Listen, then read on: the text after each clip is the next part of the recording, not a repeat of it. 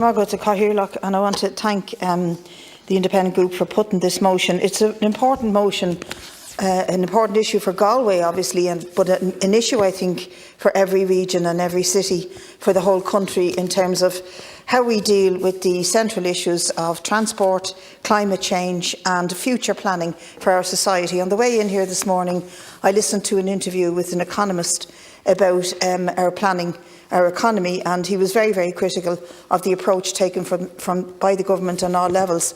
And one example he used was the lack of planning around climate change, and made the very obvious point that it's inevitable, it's going to happen, and it's going to hit us in the form of very serious flooding. We all know the very clear signs around sea levels rising, and therefore rivers, lakes and all the rest of it rising. And rural Ireland in particular is going to be severely hit without any planning to prevent or deal with the drainage and the flooding issues that need urgent planning. And he said, when he talks to senior government officials about these issues, they take the attitude that, we look after when it happens. We didn't know COVID was going to happen, and we looked after it. They turn a blind eye to the need for forward planning, and I think this motion opens up a lot of the realisation around that. The importance of reopening the Western Rail Corridor cannot be overstated, and anyone who is into hiking or walking around the country, as I am, realise that there are so many disused railway tracks around this country that should never have been ignored or closed in the first place, but since they have been, there should be a long-term attempt to reopen them and to have the positive effects on the greater region, particularly in the west, to expand a vision of what our railway network could look like.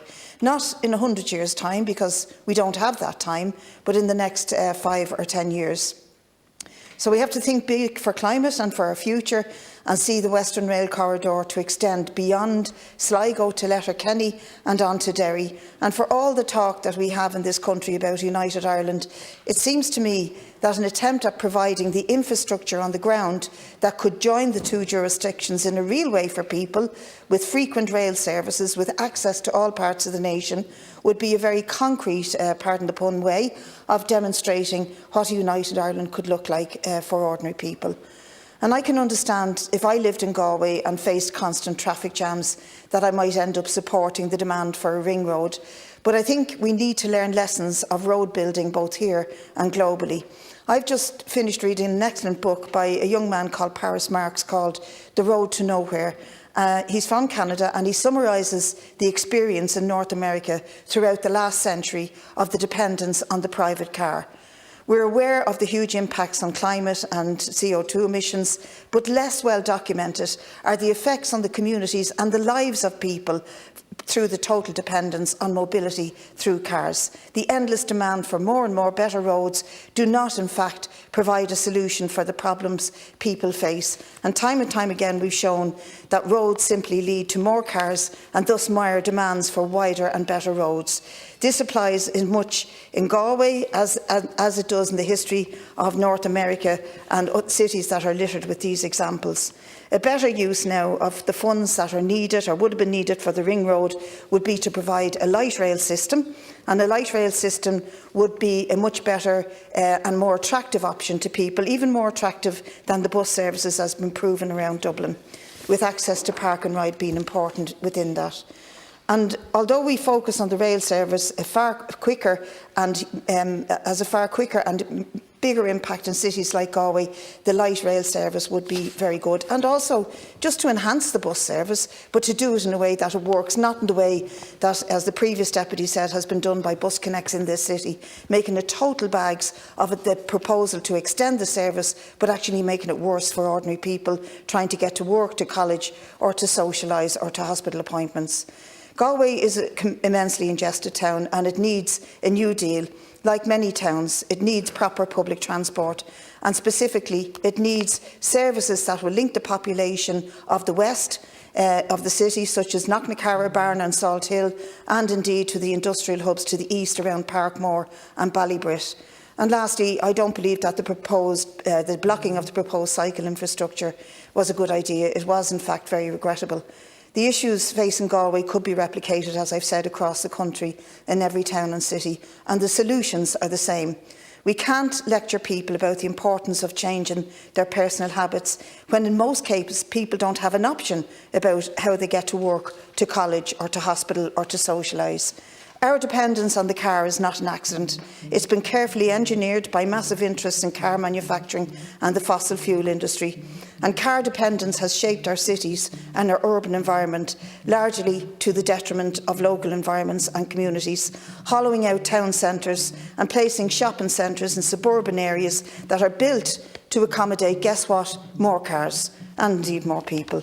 We know the cost of reshaping our world for the private car in terms of climate change, air quality and the lives lost and injured as a result of accidents on the roads. We have no choice now but to rethink those mistakes and to look beyond the car as a solution to public transport issues. The solution cannot be electric cars, a wholly unsustainable answer that was pushed by the Minister here and this government with a harebrained scheme to replace 1 million private cars with 1 million EV cars. But I'm glad that plan has been dropped. But we need to reshape public transport in a radical and revolutionary way. Public transport needs to massively expand, and we need to adopt the ideas of free public transport, as has been done in over 100 cities and regions globally that have already had a major impact, and they've seen it not just in terms of the mobility of people through those regions and taking cars off the road, but also improving the quality of life, the air quality, etc. The impact in this country would be immense, and it would make climate action seem more real and positive for many people.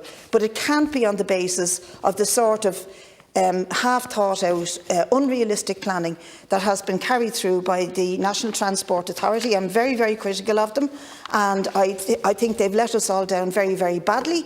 They've gone ahead with plans, particularly around Dublin and the Bus Connects, the Bus Connects programme, in a way that has left people sometimes totally stranded, but also totally bewildered about what is actually happening with this state and our transport system. Let's not do that to Galway, and let's take the motion that's put forward by Deputy Connolly and her group as a template for how we should be dealing with the problems of traffic congestion, road use, climate, environment and the mobility of people throughout our cities and towns, a template that can be used elsewhere as well.